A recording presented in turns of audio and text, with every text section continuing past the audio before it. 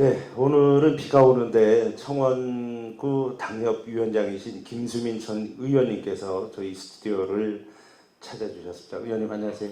네, 안녕하십니까. 이 비도 이렇게 오는데 청원구 쪽은 뭐 피해 사항이 없습니까? 다행히도 이번 장마 기간에 저희 네. 청원구는 피해가 아주 미미했고요. 네. 대신 이제 조금 지대가 상대적으로 낮은 흥덕구 쪽, 청주로 치면 흥덕구 네. 쪽이 조금 피해가 보고가 많이 되었습니다. 아니 우리 의원님께서 당협위원장으로 계셔서 그런지 비도 피해간 것 같아요. 아닙니다. 바쁘신데 저희 스튜디오를 찾아주셔서 고맙고 감사드리고요. 의원님 하면은 그 많은 분들이 그 2018년도인가요? 국회 때 한복을 입고 가셨던 그 단아한 모습을 많이 떠올리세요. 네. 그래서 우리 김수민 의원님 하면은 저도 그 이미지가 그렇게 형상이 돼 있습니다. 근데 보니까 숙명여대 그 시각 디자인학과를 네. 나오셨죠? 맞습니다. 그리고 이번에 윤석열 대통령 캠프에서 홍보위원장이신가요? 네, 맞습니다. 이번 대통령 선거에서 홍보에 중점을 둔 거 한두 가지만 좀 말씀을 해주신다면 뭐가 있을까요?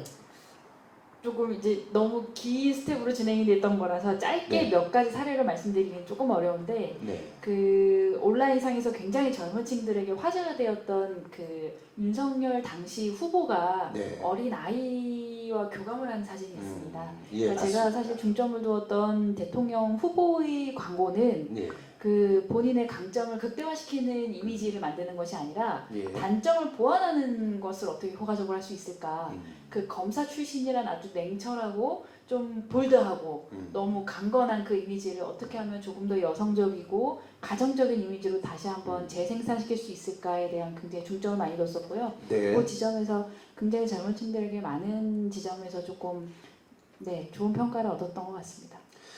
결국은 우리 위원장님께서 홍보 전략을 탁월하게 수립하셔서 윤 대통령께서 당선이라는 영광을 차지하지 않으셨습니까? 아유, 그렇게 해석을 해주시면 너무 감사하죠. 아유. 꿈보다 해몽이 너무 좋네요. 국민의힘에서 네. 우리 의원님의 능력을 상당히 평가를 높게 하는 걸로 제가 듣고 있습니다. 개인적으로는 이제 국민의힘 이름을 지었는데 네. 이 이름으로 정권을 재창출했던 부분이 굉장히 보람이 있는 것 같습니다. 그래요. 의원님이 아직도가 아니고 현재도 굉장히 젊으시고 또 능력도 출중하시고 그래서 젊은 정치인 그 그룹에 가장 많이 이름이 오르내리고 있습니다. 아시죠?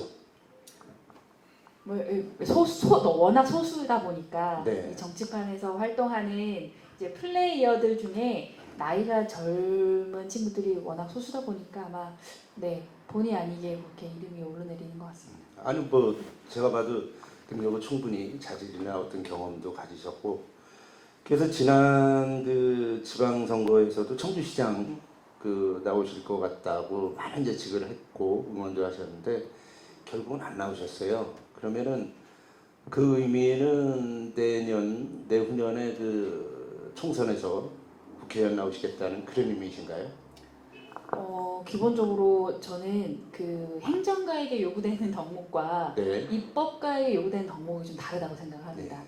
기본적으로 행정가는 주어진 환경 내에서 최대한의 효율성을 높이는 네. 일을 주로 하다 보니 어떻게 무엇을 이라는 것을 굉장히 고민을 하는 직업이라면 네. 입법가는 사회의 문제 의식에 굉장히 그 많은 비중을 차지하는 생각을 해야 된다고 생각하거든요. 왜? 네. 우리가 왜 이렇게 힘들어야 되지? 우리가 왜 이렇게 기뻐해야 되지?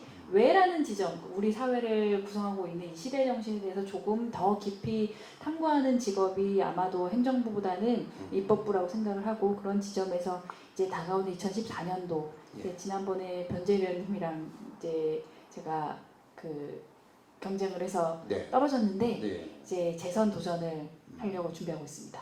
그래요. 꼭 좀 국회에 입성을 하셔서 좋은 정책, 젊은 정책으로 좀 젊은이들한테 희망을 좀 주셨으면 좋겠다라는 개인적인 바람도 가지고 있습니다. 제가 의원님을 좀 만나뵈면 꼭 하나 여쭙고 싶었던 게 있어요. 그 오창 여중생 사망 사건에 대해서 의원님께서 관심을 굉장히 많이 가지시고 또 그 문제와 대책에 대해서 얘기를 하셨는데 간략하게 그 위클래스에 대해서 우리가 보완이 좀 시급하다. 바로 이게 뭐 인구 늘리기 이것도 좋지만은 현재 잘하고 있는 청소년에 대한 안전, 그다음에 보호 조치 이런 게 돼야 된다고 생각을 하는데 그 부분에 대해서 간략하게 좀 소개 좀 해주신다면요. 제 마음속에 굉장히 큰 응어리로 남아있는 일이고 사실 이 얘기를 먼저 꺼내주셔서 굉장히 감사합니다. 네. 요 아시다시피 이제 얼마 전에 이제 예. 오창에서 굉장히 안타까운 사건이 일어났습니다. 네, 그렇죠. 친족 간의 성폭행으로 인해서 안타깝게 생을 마감한 이제 오창 여중생들에 관련된 이제 사건이 있었어요. 그렇죠. 근데 이제 그 당시에 이제 많은 분들이 이제 또 굉장히 함께 안타까워 해주셨고 예. 또 아직까지 이제 법적으로 미비했던 이제 교육청과 이제 행정지방가들의 그 책임과 권한을 묻는 이제 입법안이 국회 김미애 의원을 통해서 발의되기도 했습니다. 네.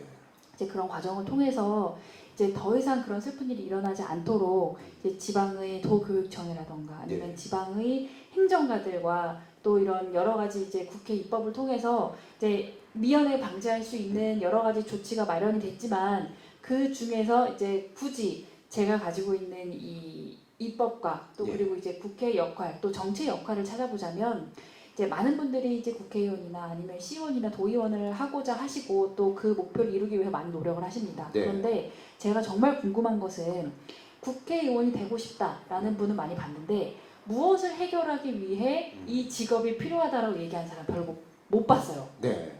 그러니까 이게 도구와 수단이 굉장히 엉킨 거죠.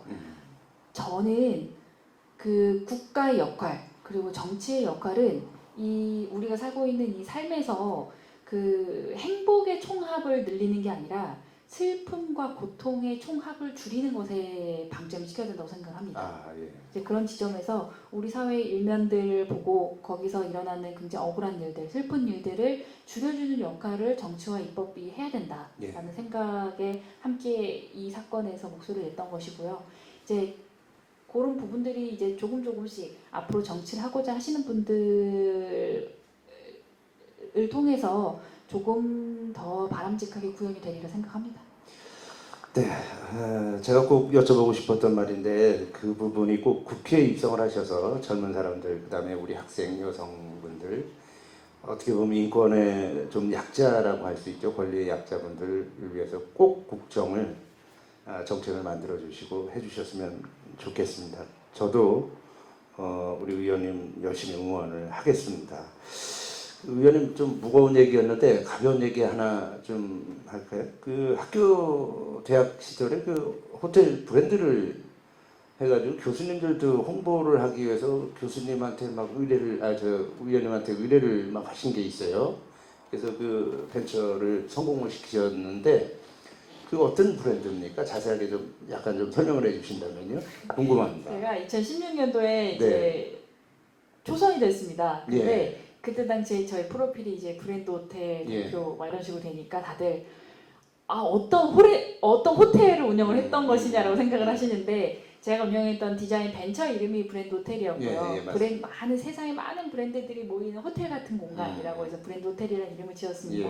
그래서 이제 지금도 여전히 존재하고 있는 많은 브랜드들의 이름과 또 얼굴을 만들어 줬었는데요. 그때 굉장히 유명했던 게 아마 많이들 기억하시는 허니버터칩. 허니버터칩, 예, 맞습니다. 예. 그거 포함해서 뭐 지금도 여전히 성행하는 이제 노브랜드라던가 이마트 노브랜드라던가 아니면은 뭐 롯데 과자라던가 아니면 뭐 글로벌 텍스프리라던가 이런 여러 가지 브랜드들을 디자인을 하는 회사였습니다. 아, 대단하십니다. 저희가 일상생활에서 알게 모르게 다 사고했던 부분들을 어떻게 보면 여기 계신 그 위원님께서 브랜드 마케팅을 하시고 개발하시고 했던 거네요. 오늘 비도 오고 그러는데 이 송산 보험까지 오셔가지고 우리 김수민 의원님 감사드리고요. 제가 저희 그 동남방송이 스튜디오 오픈한 지가 얼마 안 됐습니다. 첫 손님이세요, 사실은. 예, 실내 인터뷰는. 그래서 저희 동남방송에 좋은 말씀 좀 하나 뭐 언론도 요새는 많이 좀 고쳐야 될 길도 있고 또 시정해야 될 부분도 없지 않아 있습니다. 의원 생활하시면서 언론의 행태를 많이 보셨잖아요. 그래서 저희한테 조언을 좀 해주신다면 고귀한 금과 옥조로 삼겠습니다.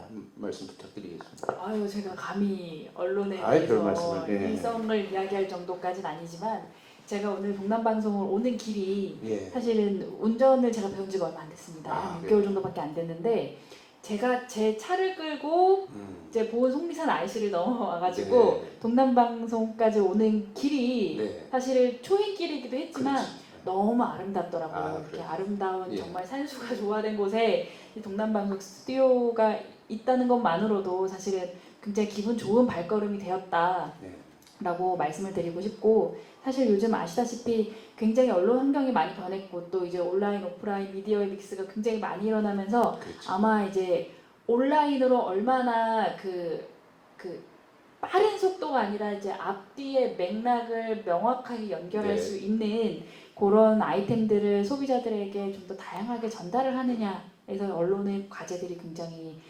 깊어진 것 같아요. 그런 지점에서 우리 동남방송이 이제 저 포함해서 이제 우리 지역에서 활동하시는 많은 의미 있는 활동을 하시는 분들과 깊은 교감을 네. 통해서 우리 지역의 발전 그리고 대한민국의 발전까지를 이끌어 나갈 수 있는 방송사가 되기를 희망합니다. 감사합니다. 오늘 출연해 주셔서 고맙고요. 뒤늦게나마 결혼을 축하드립니다. 아이고 감사합니다. 그리고 앞으로도 열심히 네. 의원님 활동하시는 모습 전하고 보도하도록 노력하겠습니다. 고맙습니다. 네, 감사합니다.